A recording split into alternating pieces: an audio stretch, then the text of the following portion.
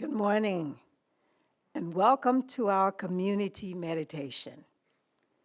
And good morning to all of you who are joining us online today. Thank you for being with us as we connect in consciousness. My name is Clay T. White, and I am your practitioner for the day.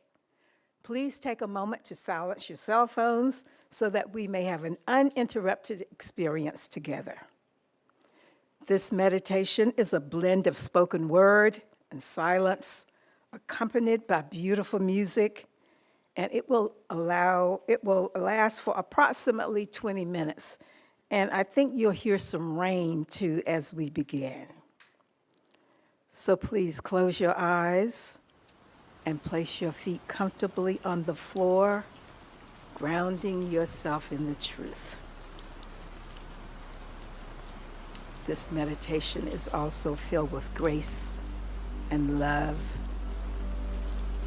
peace, and time to listen and to vision. The name of this meditation is very long. It's called Peace. We are the silent generation and the baby boomers. We can do anything. Let's create a community.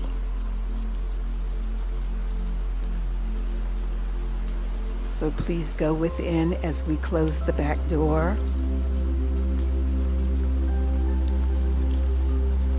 The law of God, of good, is continuously operational in my life. I am always equal to any task set before me. Spirit guides me with intelligence. Resiliency is built into every cell of our bodies. We fought wars. We rebuilt Europe. Let's build a community.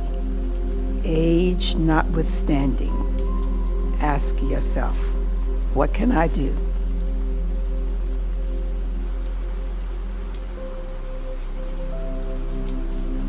What can I do to continuously rebuild my life and to help in building a community?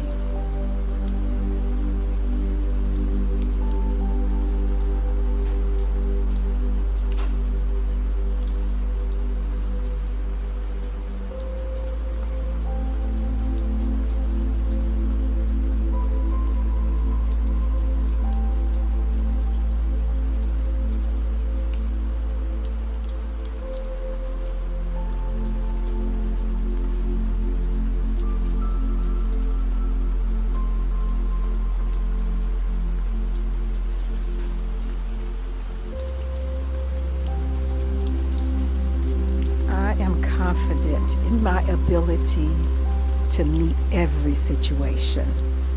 I can solve every problem, overcome every difficulty. I lean on the everlasting arms that always stand me on holy ground. What is the one step, even the half step, that you can take today to solve a challenge in your life?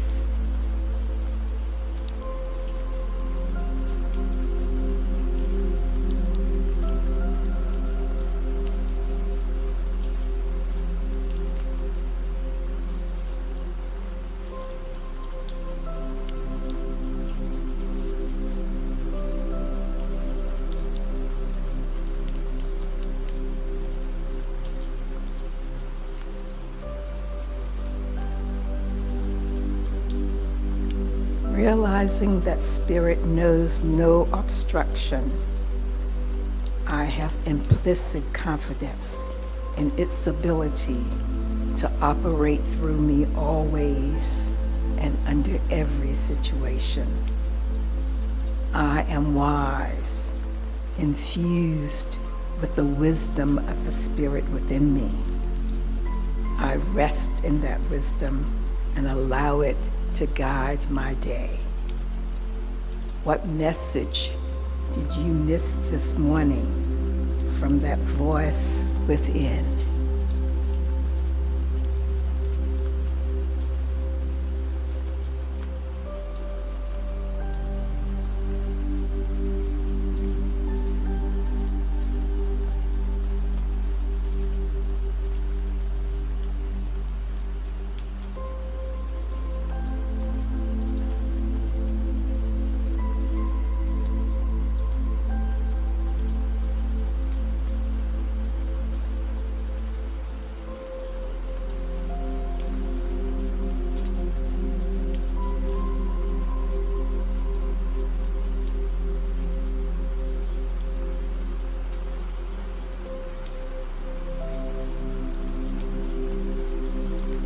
I am peace. I am joy. I am happiness. I'm love. My mind is open to new ideas. The Spirit is ever active in me. I allow this activity to pour into me right now. What is your role as a member of the silent generation or the baby boomer era to build something new? Build a new life? To build a renewed spiritual community.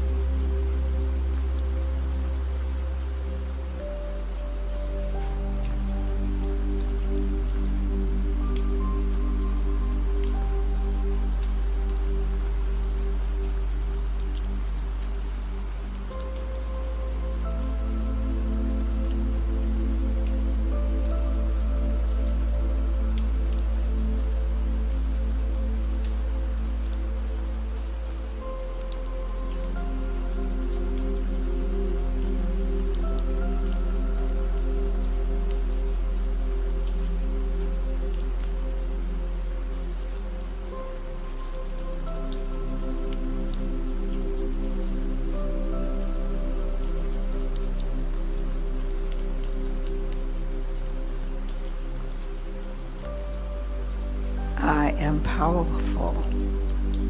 I am life eternal. I am peace. I am one with the infinite. The divine mind is inexhaustible. There is no weary or monotonous action in spirit. It is forever new and vibrant, fresh with ideas. Open your mind, your soul, and your body completely right now. Allow the ideas to flow. Ideas for a renewed life. Ideas for a source of new income to unfix the flow of money. Ideas of a spiritual community that attracts the world to our door.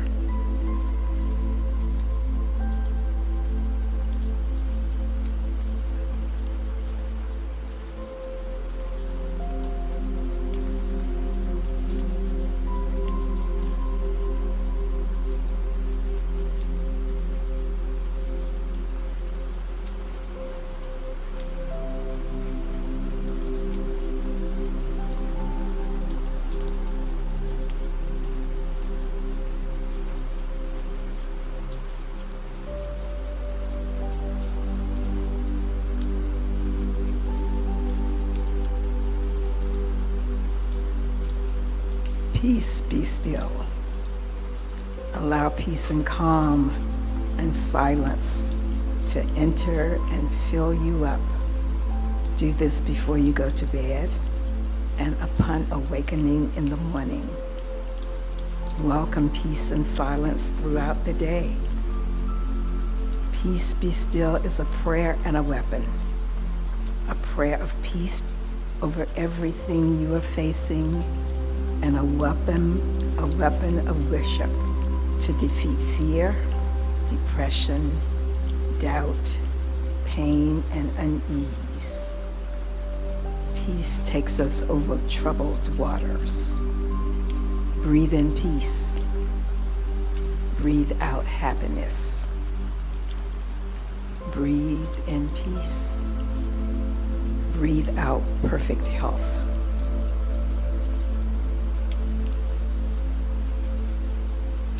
Continue to breathe in peace. Breathe out overwhelming joy.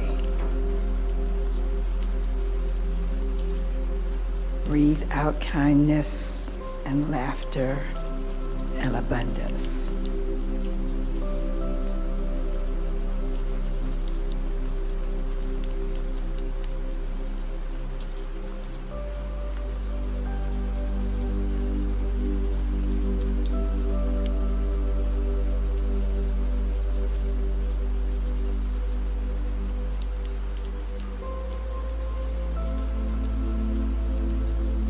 We, the silent generation and baby boomers, welcome all generations, Z, Y, X, millennials, and all others to come with us into a new beginning, using the principles we live in. Principles like God is everywhere present. There is one mind. This one mind is God. This mind is my mind now.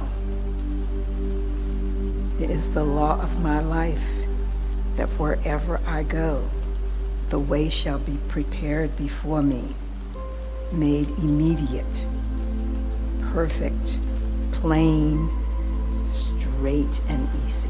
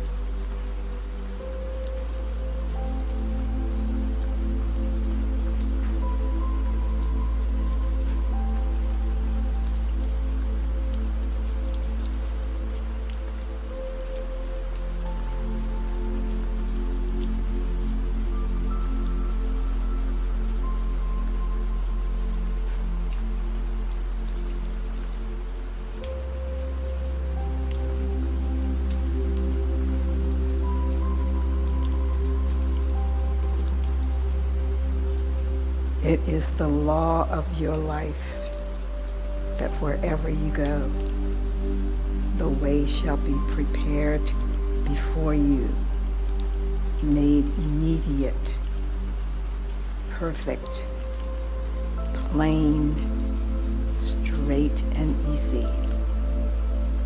See that now.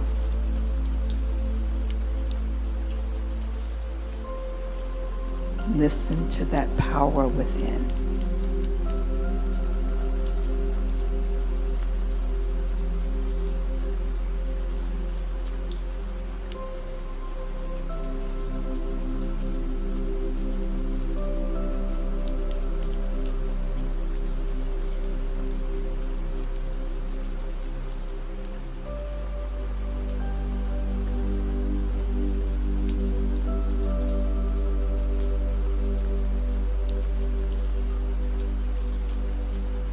And so it is as we come back into this place. Open your eyes with intention and focus and energy, and join me in saying, and so it is. This concludes our today's meditation. Thank you for being with us in spiritual practice. Our celebration service will begin at 10 o'clock.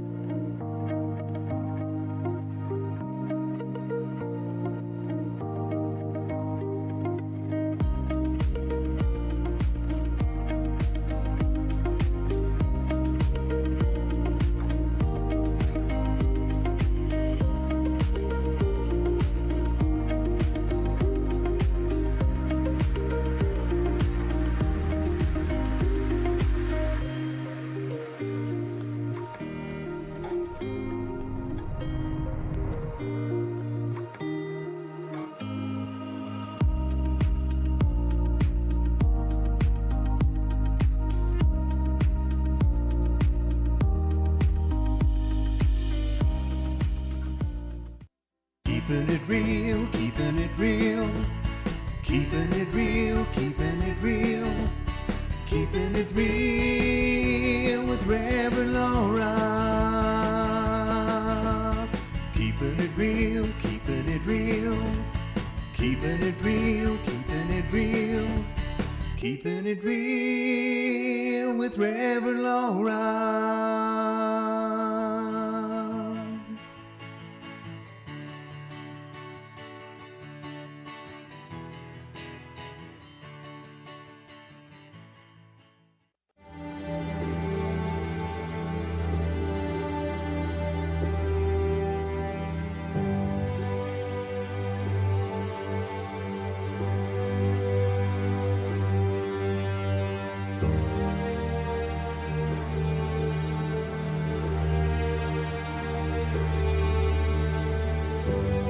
This is Center for Spiritual Living, Greater Las Vegas. At CSL Greater Las Vegas, it is our mission to inspire spiritual discovery through community connection, exploration, and celebration. This mission supports the all-inclusive vision of Centers for Spiritual Living worldwide. Well, good morning, everyone, and welcome to Center for Spiritual Living, Greater Las Vegas. I'm Reverend Laura Hallett, and it is my pleasure to be with you on this glorious day here in May in Las Vegas. For those of you that are joining us online, we are so happy to have you here. Everybody in the audience, if you'd turn around and give them a wave, just to let them know that we appreciate them being here with us today. Thank you so much for joining us this morning. Before we get into our service, I just want to talk about what a big week this has been. So personally, it's been a big week, and then our community has received some wonderful news. So first off, those of you that have been on Puppy Watch with me, my baby arrived on Tuesday. She is cuter than you could ever imagine, and smarter than I ever thought. I have a 3-foot pin, and the third time she was in it, she learned to climb over it. Who knew dogs could climb?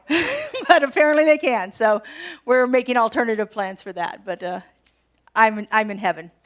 And I've pretty much gotten moved into my new home, and I had received my first house guest this weekend. So it's been a big week for me. But even bigger than that, on Wednesday evening, I heard from our contractor, we have our permits. Yay. Gives me chills to even say it.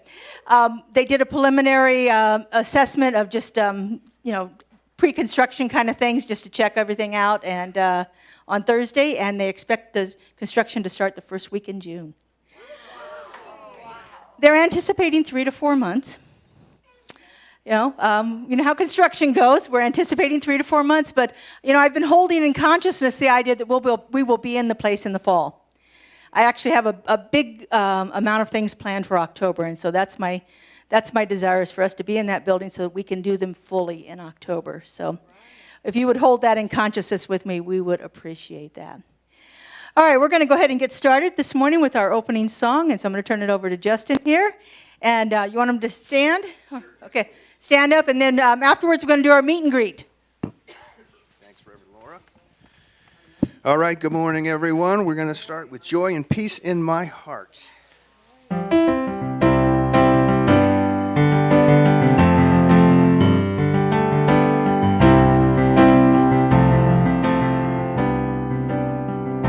Joy and peace in my heart, always I feel joy and peace in my mind, God within revealed, joy and peace in my life. I am here.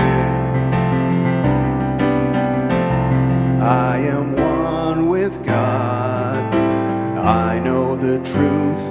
I am one with creation and one with you. There is no separation between all that is. I am one. Now join me. Joy and peace in my heart. Always I feel joy and peace in my mind. God within revealed. Joy and peace in my life. I am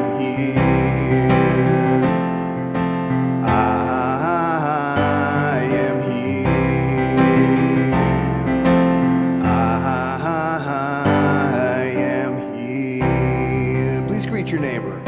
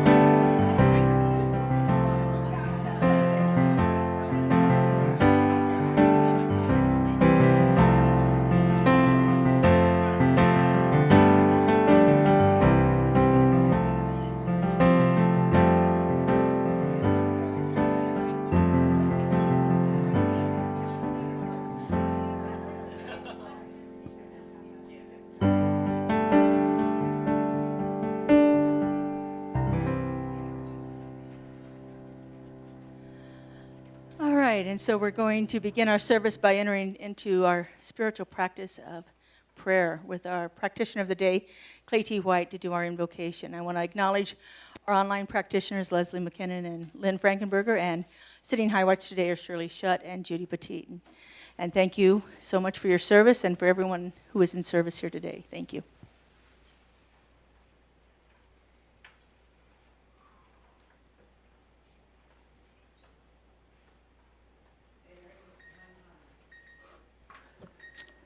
There is one mind. That mind is God. That mind is my mind now. This is the law of my life. I am here to set the tone for our service today. And I set the tone in the spirit of Harry Belafonte and Tina Turner. Yes, yes. They lived in freedom. They used their talents to entertain us, and they made a world a better place with their giving. I speak my word right now for our giving spirit. Whether times are good or humanly bad, happy or sad, God fills me with joy, making me spend my whole life with the Almighty. God is love, the love of my life, and that love's got everything to do with my life. They wrung every ounce of talent out of themselves. So I claim for us right now that we use our talent, that we use every ounce of our talent. Let's dance in joy. Yes. Let's sing a new song.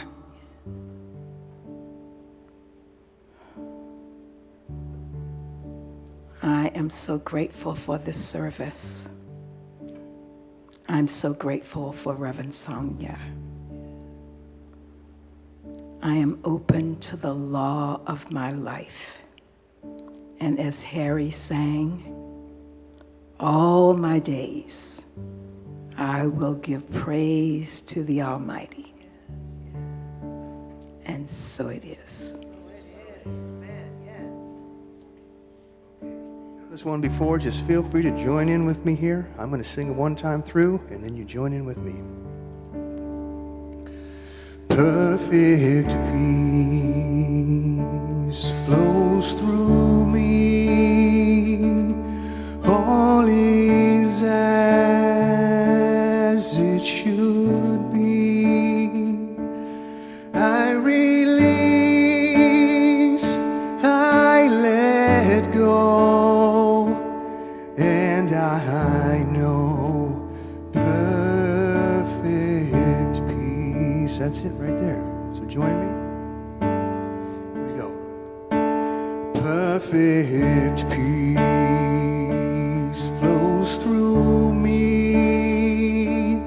All is as it should be. I release, I let go, and I know perfect peace.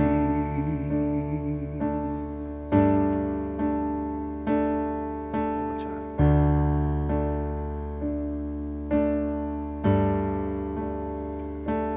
Perfect peace flows through me. All is as it should be. I release, I let go, and I know perfect peace. I release, I let go, and I know perfect Hallelujah.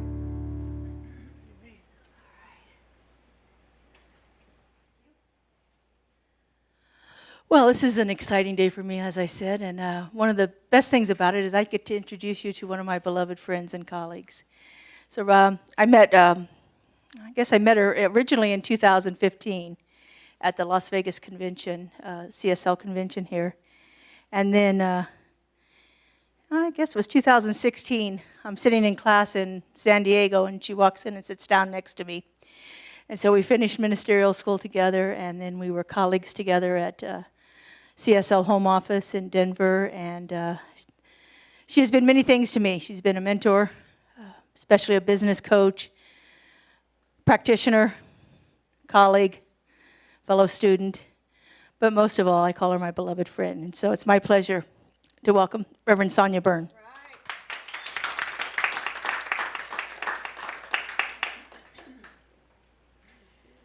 And it's my absolute pleasure to be here. As I would say an extreme extrovert, there were a couple of years, a little while ago, that were really difficult for me. And I know that they were difficult for everyone. And I especially know this because even my introverted friends started reaching out. So you know it's bad if your introverted friends are reaching out. And isn't life interesting like that? The things that we push against, or the things that we don't see as like us, are often the things that show up. And because the universe is a bit of a bugger, right, and it has a sixth sense of humor, it gives you the things that you need to work on. And sometimes they're not the things that we like. Sometimes they're not the things that we want. And sometimes we even spend a lifetime working on a lesson because we are refusing to yield or surrender or move into it. So I have specifically been asked to speak to you about peace today because it has been a problem for me. I have been asked to speak about peace because it riles me up like not a lot of other topics. I have some views, I have some judgments, even my hands are starting to get stiff, as I think about this idea of peace. So when I came in to sit down in that master's program school in San Diego where Reverend Laura and her colleagues were, I had flown in from Cairo to attend these classes because I was living in the Middle East. As a matter of fact, my dance with peace is so deep that the universe decided to send me to the Middle East during a war for 5 years so I could learn a little about peace and what that all looks like. I believe Reverend Laura said last week, she may have mentioned that I live in Mexico right now. I'm Canadian, but I've lived in a number of countries and I've worked in a number of countries, and right now I'm choosing to be in Mexico.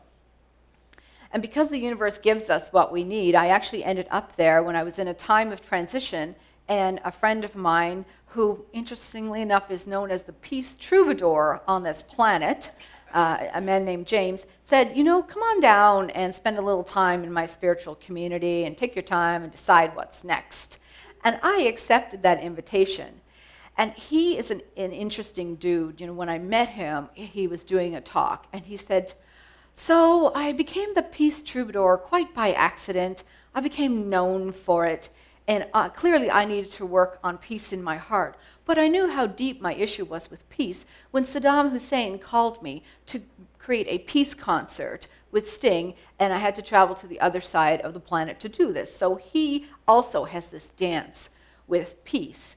And a few months ago, he approached me and said, I would like you to use your business skills and your background, and I'd like you to go in collaboration with me and restart a seminary that I had for 16 years, and I had over 600 ministers around the world trained in this seminary called the Beloved Community Seminary.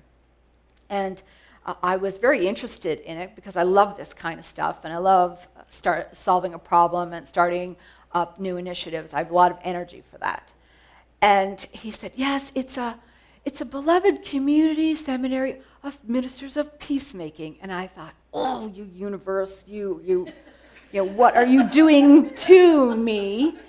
And when we think that things are different from us, we also have a little bit of fear. And fear shows up in some of that judgment and some of that rub that we have around certain topics in our life. And so for me, you're going to go to your, much like Reverend Laura's puppy, you're going to go to your forever home soon, right? Like we've been in this community waiting to go to our forever home, and so now it is within our grasp. And you're about to go through construction.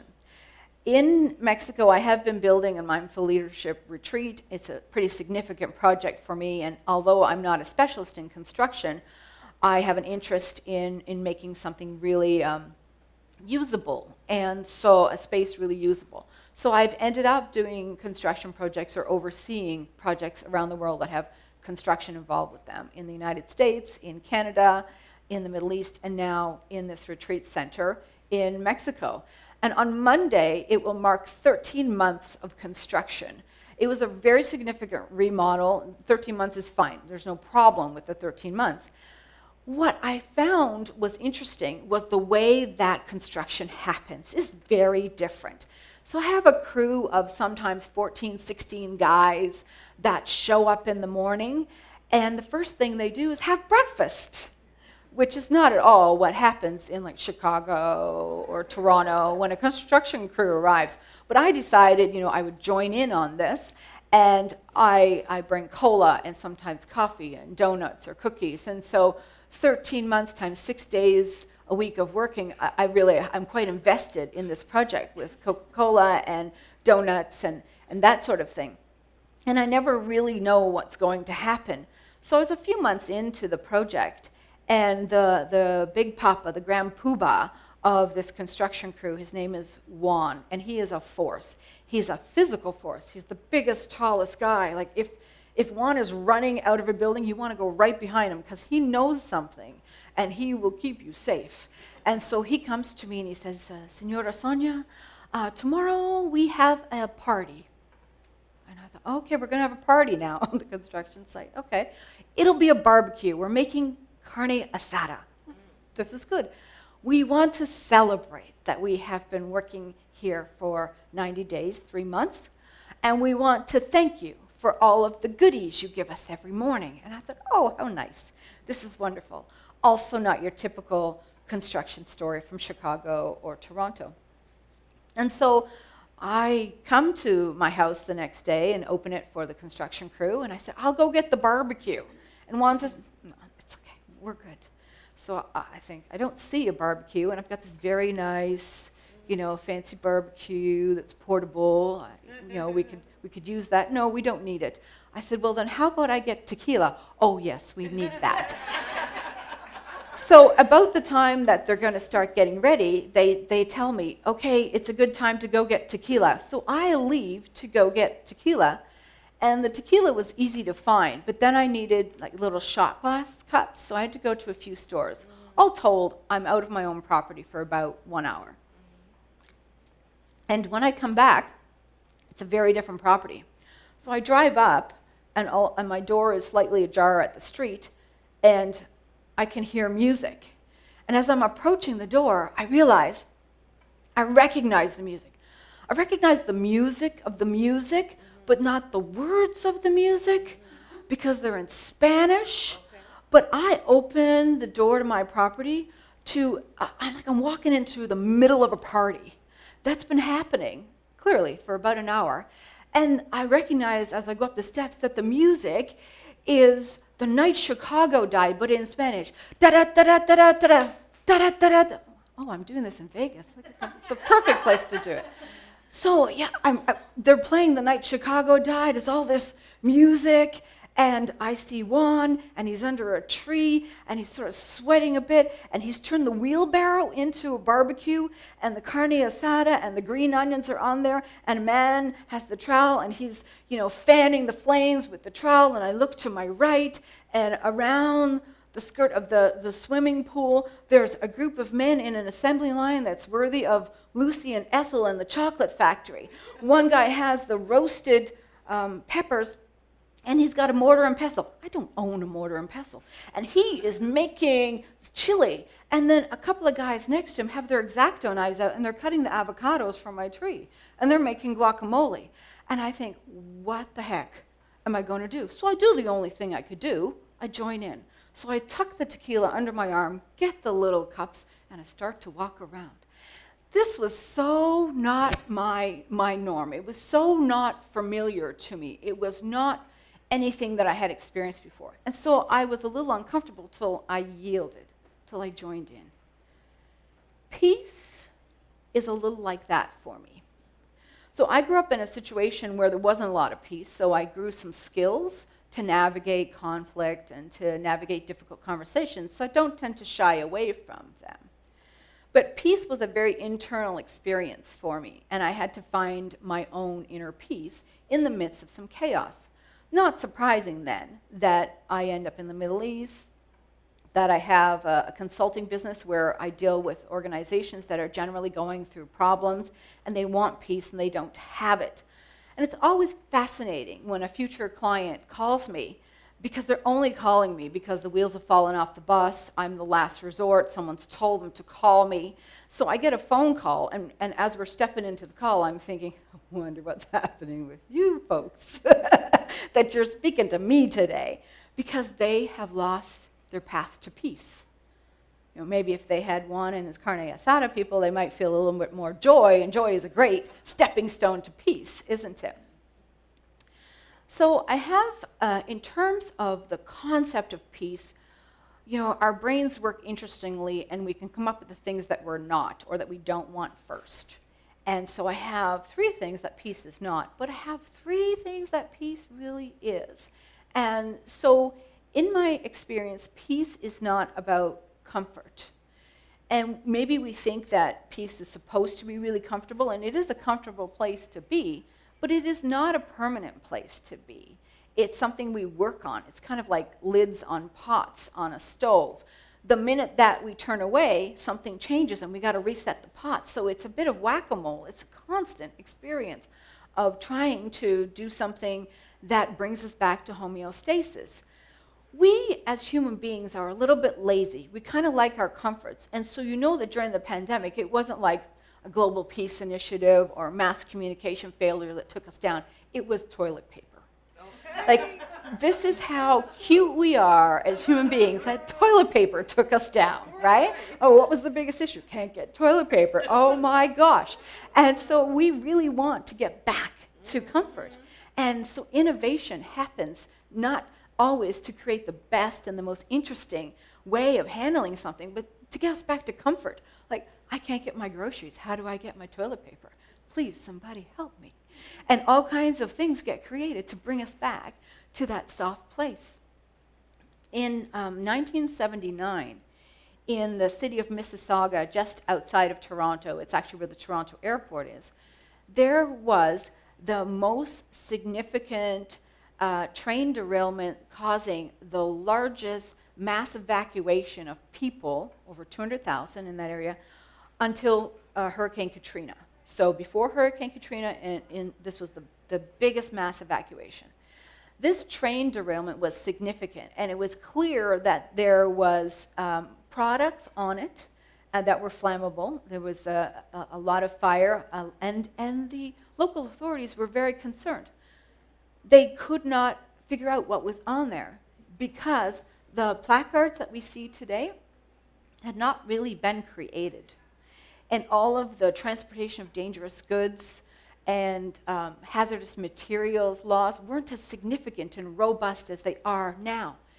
And in Canada, it took that train derailment to make that happen. We don't always sit around thinking, how can we solve a problem? Usually a problem happens, and then we think, how can we solve a problem, right? So something that is considered quite negative actually turned into something positive. But us lazy, comfortable humans have a whole history of our humanity, of exactly things like that. And peace is a little like that. It's also not inactive. It's not a static state. It's actually highly participative. And people have to work at it. So I always get suspicious of people who are saying, oh, I just want some peace, or don't interrupt my peace, or I can't be in this. And so, the third thing is spiritual bypass. Peace is not spiritual bypass. So when people are saying, it's all good, it's all God, and it's really a way of like checking out of life and avoiding life, then there's a inauthenticity in this. There's a lack of genuineness in that. And I can get that people may want to check out for a moment, or decide that they have had enough of this real world, sometimes without its toilet paper. It's difficult. Life is not always a party like Juan and his group making carne asada for us with tequila. It's not always like that. However, this idea that peace is something that we achieve and stay in, the people who are checking out and doing spiritual bypass to have peace are actually in a lot of turmoil. And there's a lot of inner chaos going on often to keep that outside viewpoint of peace. And sometimes what ends up happening for them is they get exhausted from all of the work that it is, all of the relationships you can't have, all the places you can't go, all the conversations you can't be part of, because you need to keep your peace. And so the pathway through peace is through some difficult stuff. I've learned by living in some places where there is turmoil that war is simply communication. It may not be great communication. Somebody is clearly saying that they feel that things aren't equal, and they're making some really demonstrative attempt to equalize things and to make life better. But the absence of any sort of difficult conversation in the world is not what we're looking for when we're looking for peace. Peace must be a dynamic situation. So peace is always dynamic. And as a matter of fact, we can't have peace without diversity.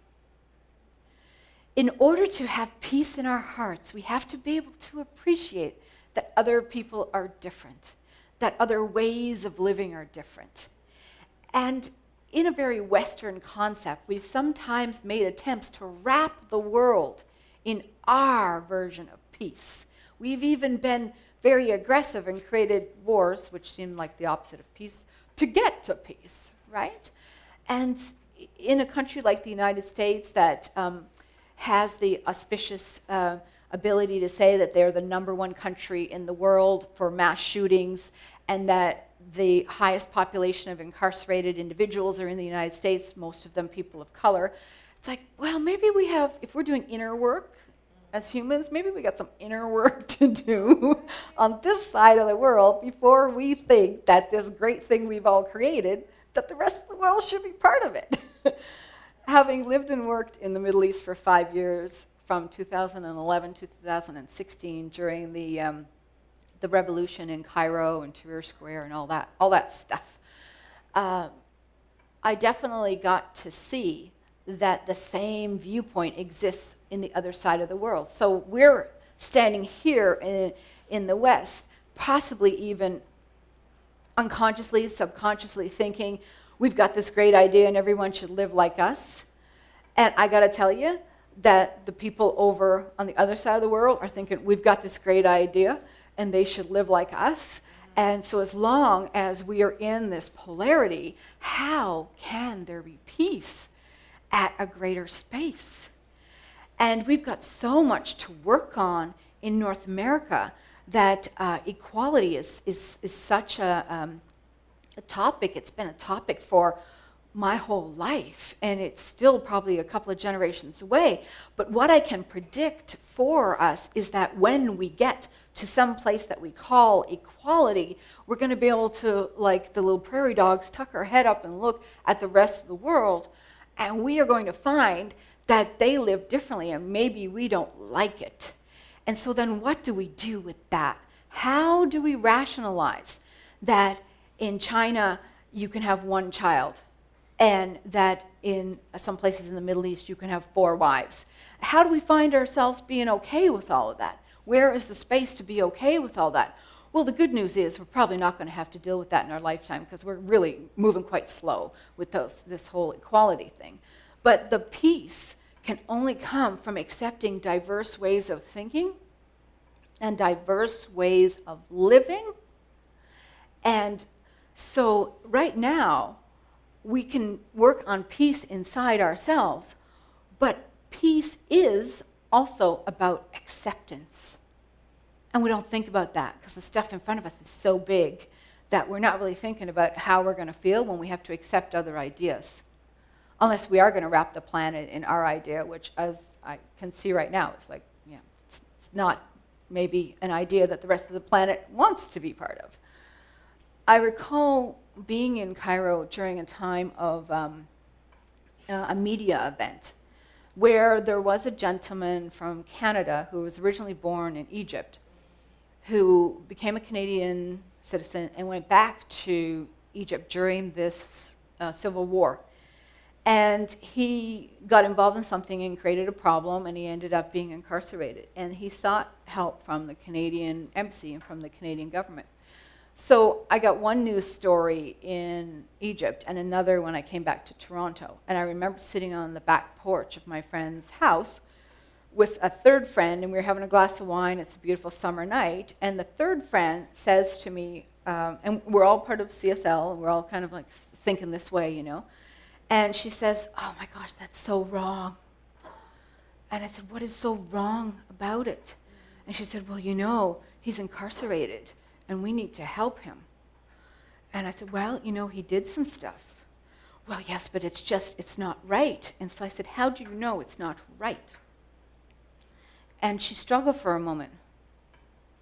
I said, right and wrong is not universal. So how do you know it's not right? What is the mechanism you're using to determine that it is not right? She said, well, it's just very wrong. I'm like, okay, we're not getting anywhere in this conversation. We're first glass of wine too, right? So we should be better than this.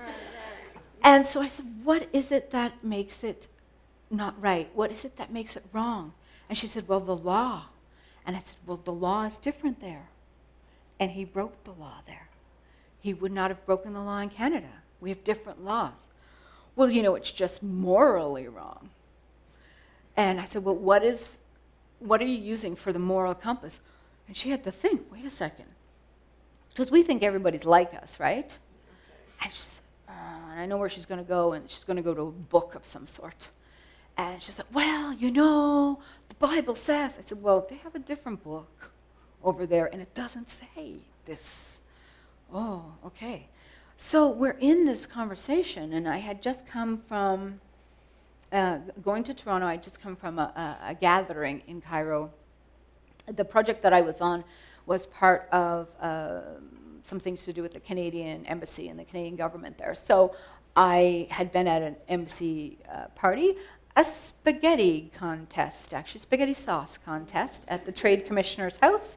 Oh, I won, by the way, but that's just the extrovert in me, I have to tell you that, right? Yeah, side. And so I had met up with the ambassador, and I said, how are things going? And he said, oh, this storyline is really taking it out of me because, I can't win in this. Like, I'm the bad guy no matter what.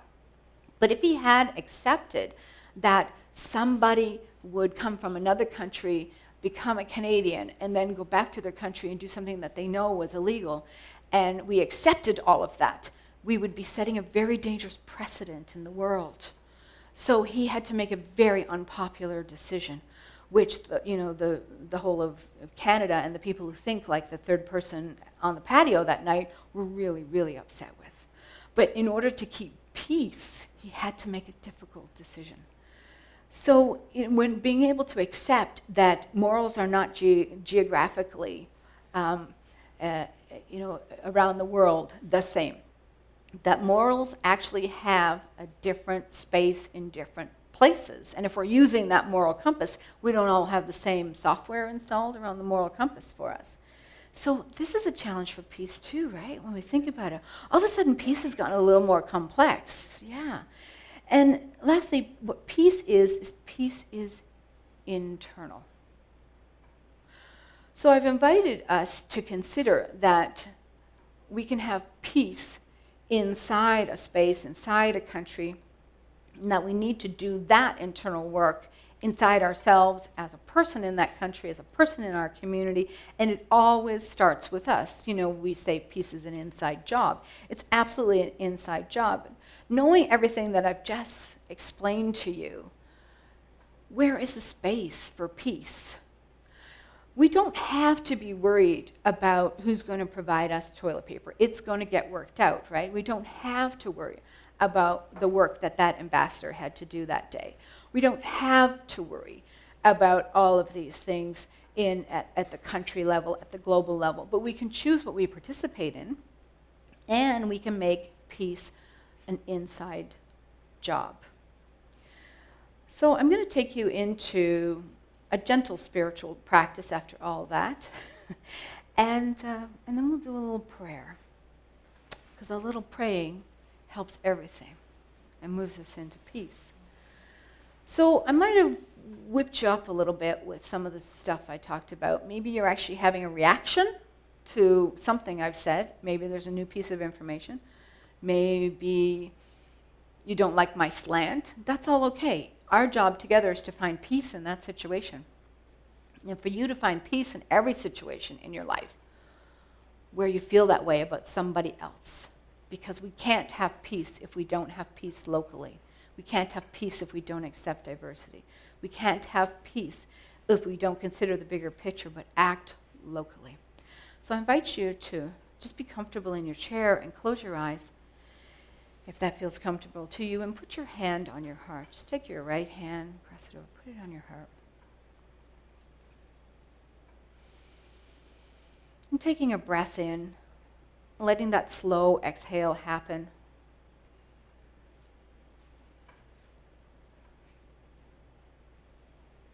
And letting your heart come to a place of stillness.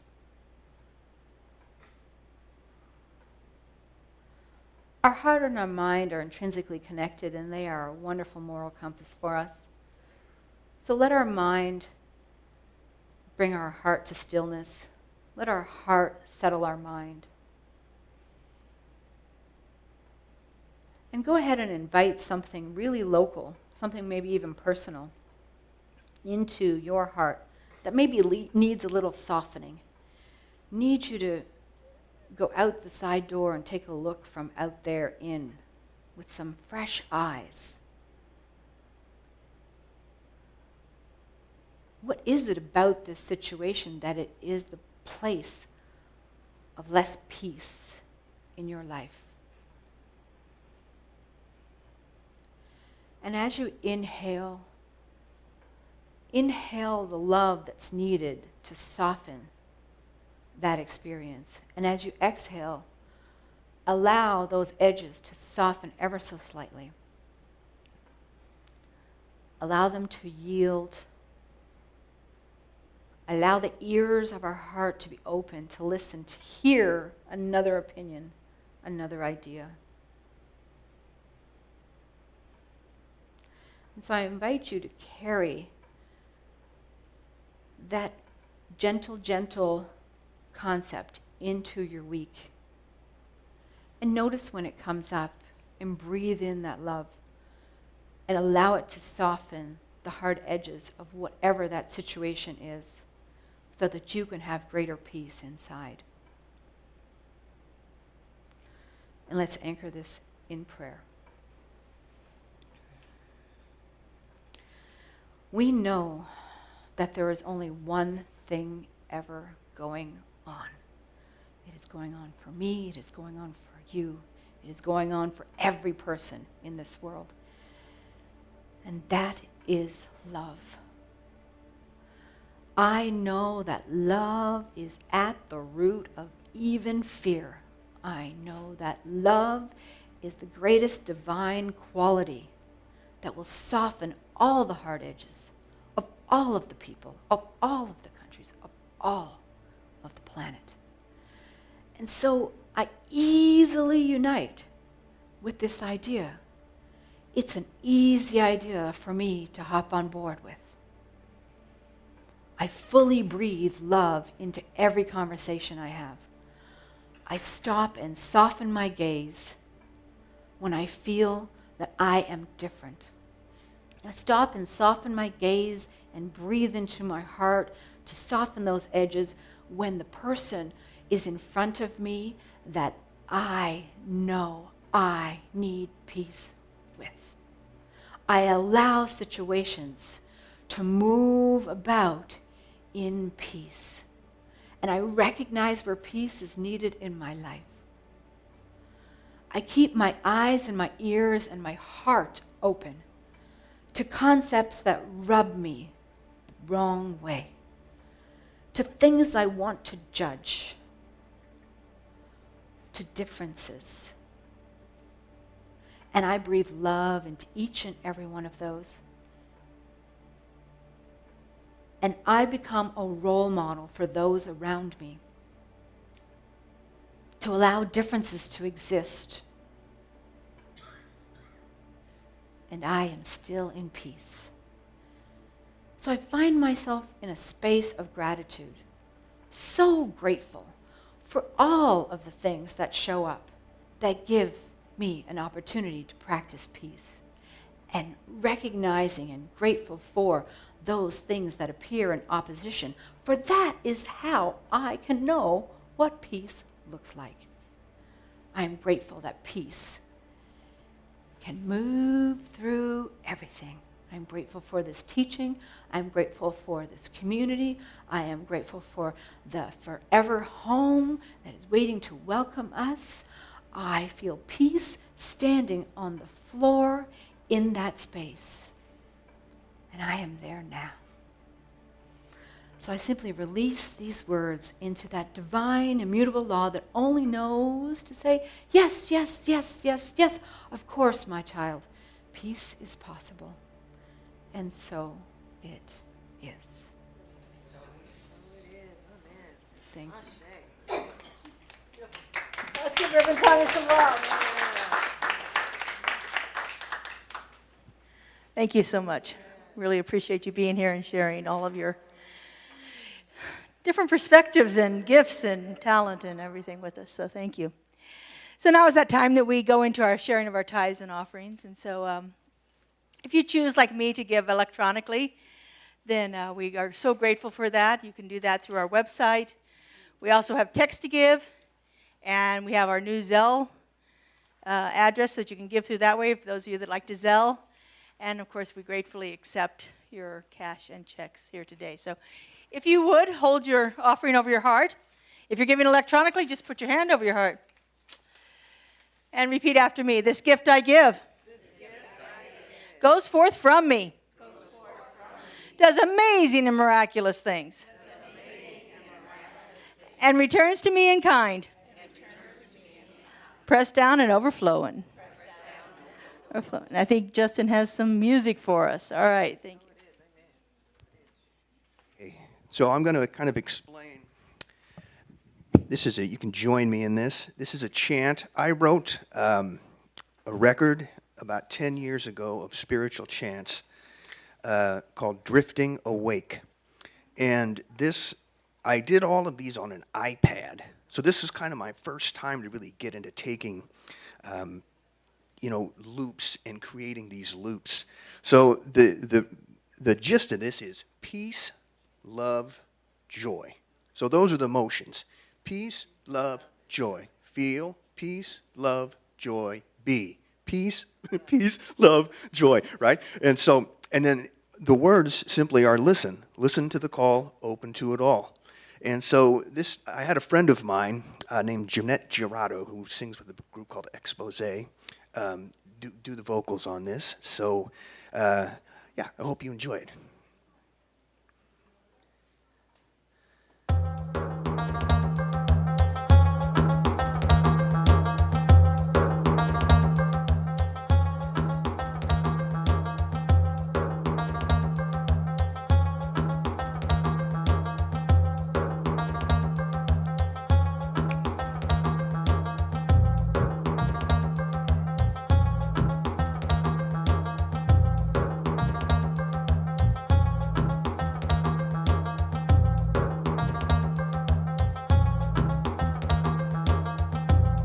Here we go.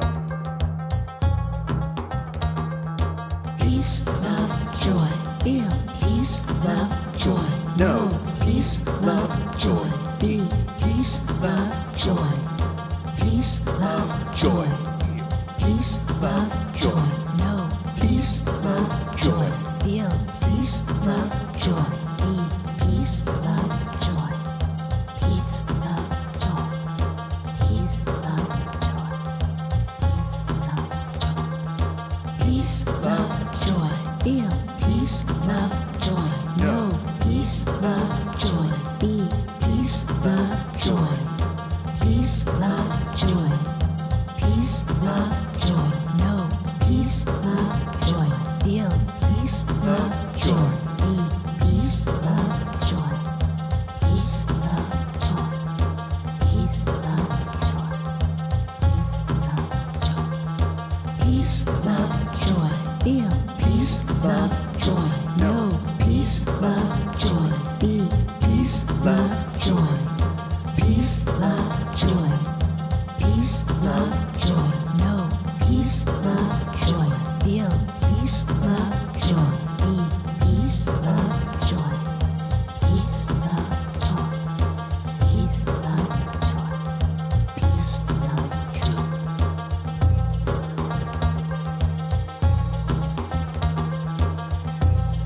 All right, here we go. Listen to the call. Open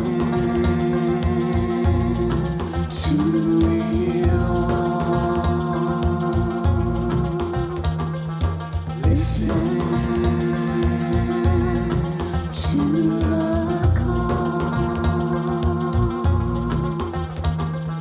Open to it all. Peace, love, joy. Feel peace, love, joy. No. Peace, love, joy. Be peace, love, joy. Peace, love, joy. Peace, love, joy. No. Peace, love, joy. Feel peace, love, joy. Be peace, love, joy. Peace, love, joy. Peace, love, joy. Peace, love, Joy.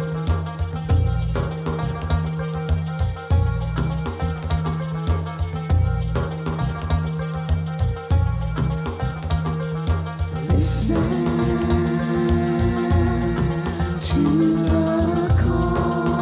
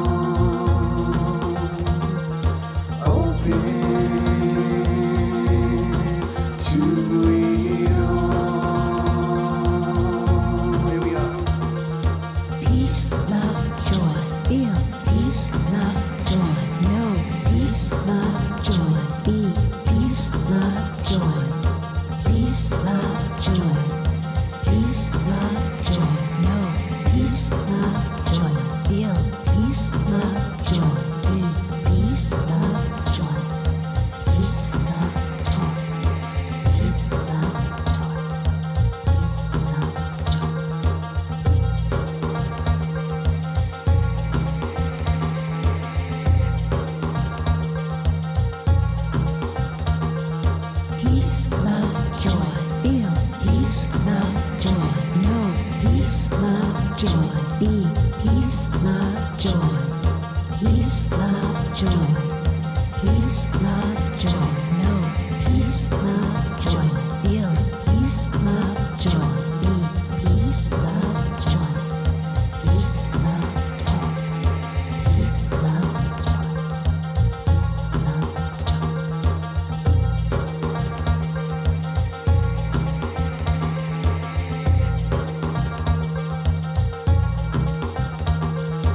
Listen to the call. Open to it all. Listen to the call. Open to it all. All right, your last time through now. Peace, love, joy. Feel peace, love, joy. Know peace, love, joy. Be peace, love, joy. Peace, love, joy. Peace, love, joy. Know peace, love, joy. Feel peace, love, joy. Be peace, love, joy. Peace, love, joy. Peace, love, joy. Peace, love, joy. Feel peace, love, joy. Know peace, love, joy. Be peace, love, joy. Peace, love, joy. Peace, love, joy. Know peace, love, joy. Feel peace, love, joy. Be peace, love, joy. Peace, love, joy. Peace, love, joy. Peace, love, joy.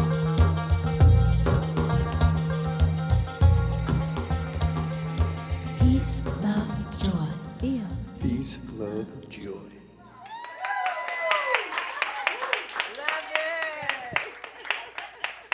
Aren't we blessed with such amazing talent here? Yeah, thank you, Justin. You know, it's funny. I was out with Reverend Sonia on Friday night with some other friends, and she was bragging about the talent that we have here at our community, in the form of Justin and the musicians that he brings in, the singers, and the talent with Joe and Roxy, the things that they do to help our community. We are,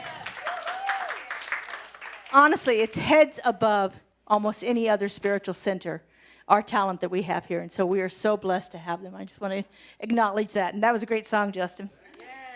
All right, we have a few quick announcements here, and then we will get on with our day. First off, flowers today. Beautiful flowers are donated by Nancy Anansi in honor of her husband David's birthday. She says, "Thank you for being my soulmate." What a beautiful expression of love. Thank you. We have lots of donations today. I forgot to bring them up with me.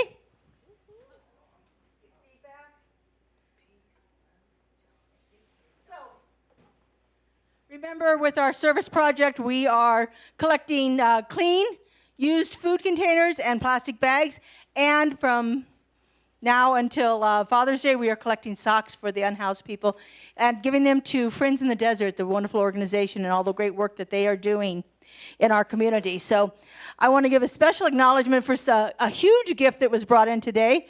Reverend Renee brought in, over 200 socks, toothbrushes, and first aid kits to donate. So wonderful. Thank you so much for that generosity. And everyone that has given to our wonderful service project here, we are so blessed. We have been gifted with lots of things today. We have a bunch of sandwiches from Loretta and Frazine back there.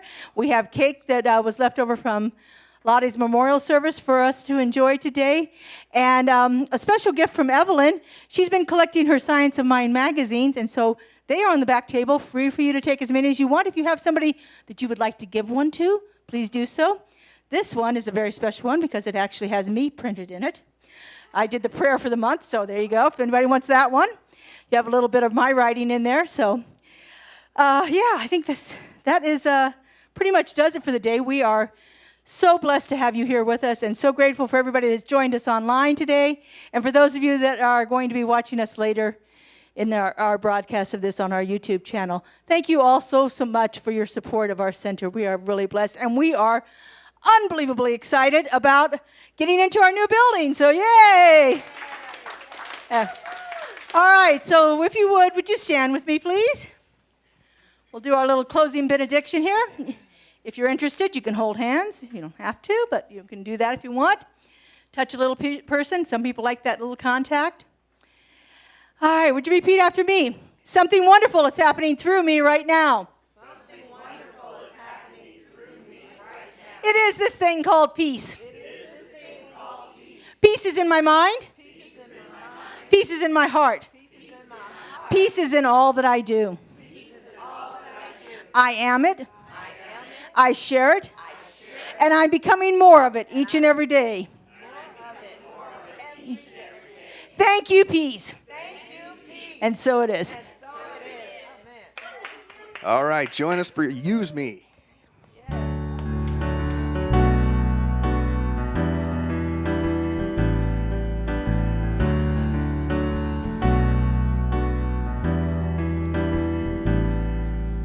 Use me, oh God, I stand for you, and here I'll abide as you show me all that I must do.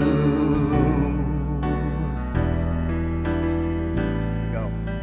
Use me, oh God, I stand for you, and here I'll abide as you show me all that I must do. All right, one more time. Use me, oh God, I stand for you, and here I'll abide as you show me all that I must do. Show me all that I must do. Show me all that I must do. Show me all that I must do. Yeah, have a great week, everybody. Bye-bye.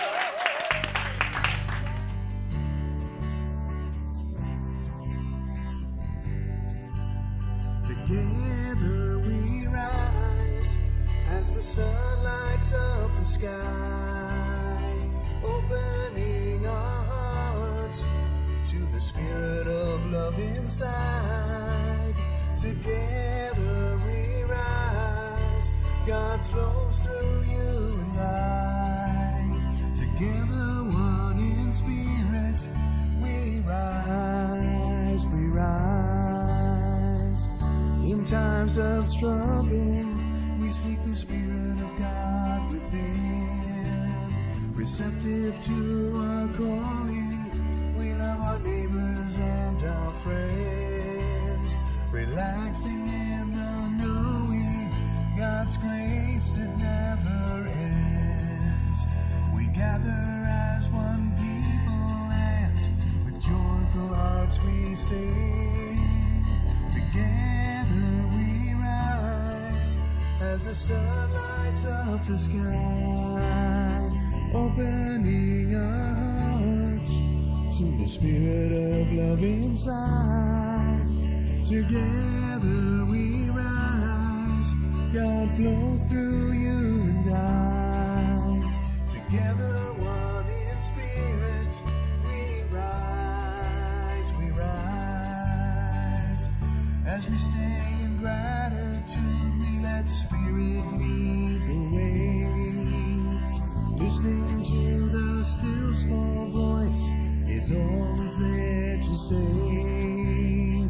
Trust in God with all your heart, the path ahead is clear.